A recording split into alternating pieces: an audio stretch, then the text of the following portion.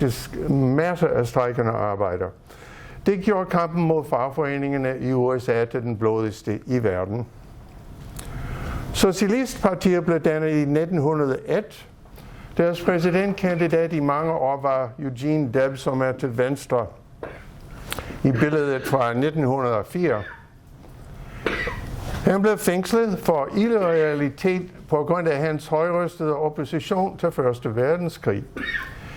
Han fik 3% af stemmerne i 1920 til trods for, at han var indespærret. Præsident Wilson,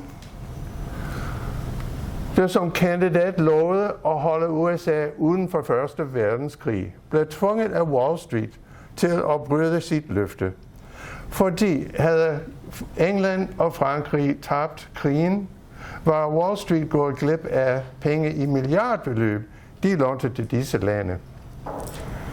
Fordi krigen var meget upopulær, stiftede Wilson verdens første moderne propagandaministerium til at forstærke patriotisme. Senere brugte han også propaganda for at bekæmpe socialismen, på grund af frygt for, at socialisterne i arbejderbevægelsen ville opfordre til revolution, ligesom i Rusland. Propagandaministeriets chef var Edward Bernays, som er far til moderne public relations. Det var ham, nevø til Sigmund Freud, der forstod at manipulere følelser for at påvirke den offentlige mening. Bernays kapitalistiske propaganda svækkede befolkningens opbakning til arbejderbevægelsen. Oven i købet blev rigtig mange socialister fængslet eller deporteret på grund af ny lovgivning mod oprør. Udover undertrykkelse på føderalt niveau, blev Socialistpartiet svækket af interne uenigheder og frafald til det kommunistiske parti. Mange socialister flygtede til Rusland. Det var forresten Joseph Goebbels, der brugte Edward Bernays idéer som basis for nazisternes propaganda i Tyskland. I 1930'erne udviklede det demokratiske parti sig til arbejdernes parti på grund af den store depression. De elendige forhold i 30'erne gjorde arbejderbevægelsen og venstrefløjen, efter at de var blevet forfulgt og smadret af præsident Wilson, igen stærkere. Og med en trussel om revolution tvang de præsident Franklin Roosevelt at skifte USA's kurs. Truslen om revolution var så stærk, at kapitalisterne frygtede for at miste alle deres penge. Roosevelt tilbød dem for kun at miste en del af deres penge i form af højere beskatning, for at gennemføre progressive reformer. Kapitalisterne gik med til det, og på den måde reddede Roosevelt kapitalismen. Prisen venstrefløjen betalte for den såkaldte New Deal, som indebar offentlige arbejdspladser, bankregulering, offentligt pensionssystem osv., var, at venstrefløjen måtte opgive og udføre revolution. Sådan lignede The New Deal den danske hovedaftale i 1899. Det vigtigste, man skal huske, det er, at uden stærk folkelig opbakning var Roosevelt ikke i stand til at overvinde de borgerlige magthavere. Og uden præsident Roosevelt var arbejderbevægelsen heller ikke i stand til at høste reformerne.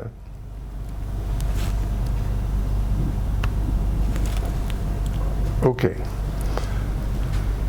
Fagforeningerne var dengang venstrefløjens ryggrad, og det medførte, at middelklassen voksede enormt stærkt, især efter 2. verdenskrig. Men kæmpe politiske begivenheder skete... Men lidt...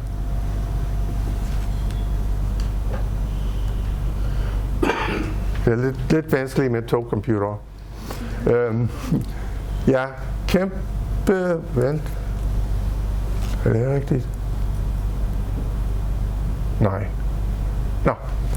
Fagforeningerne var dengang venstrefløjens ryggrad, og det medførte, at middelklassen voksede enormt stærkt, især efter 2. verdenskrig. Nu er jeg på plads.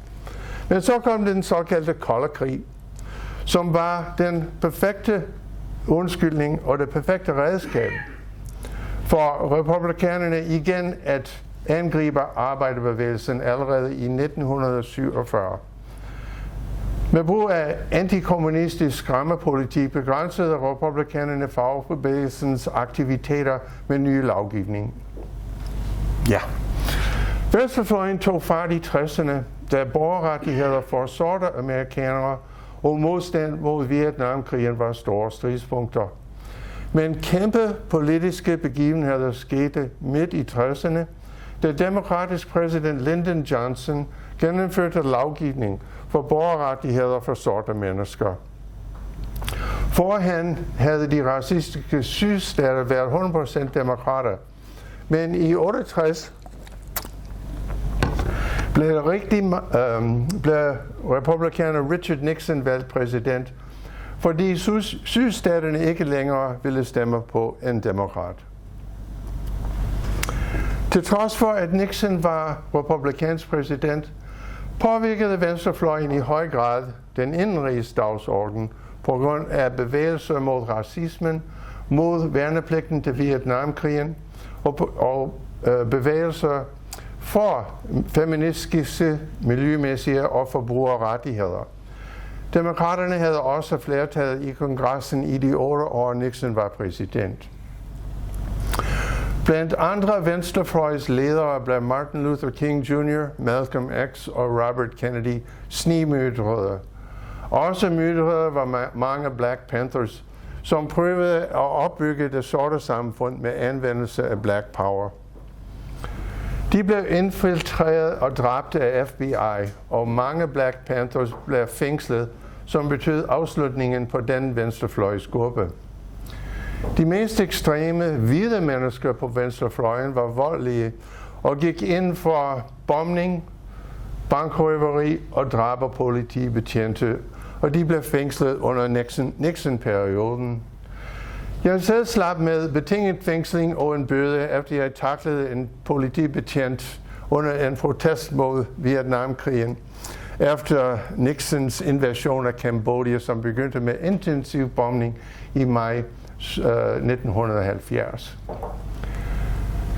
Demokraterne, som er i det hele taget er til venstre af republikanerne med hensyn til indenrigspolitik, havde flertallet i kongressen gennem langt de fleste år mellem 33 og 95, som er blå i dette billede. Men demokraterne opnåede kun blandede resultater, fordi de satte en ære i at være, som de sagde, et stort telt, der kunne rumme mange forskellige politiske holdninger. Deriblandt dem, som hørte til konservative demokrater.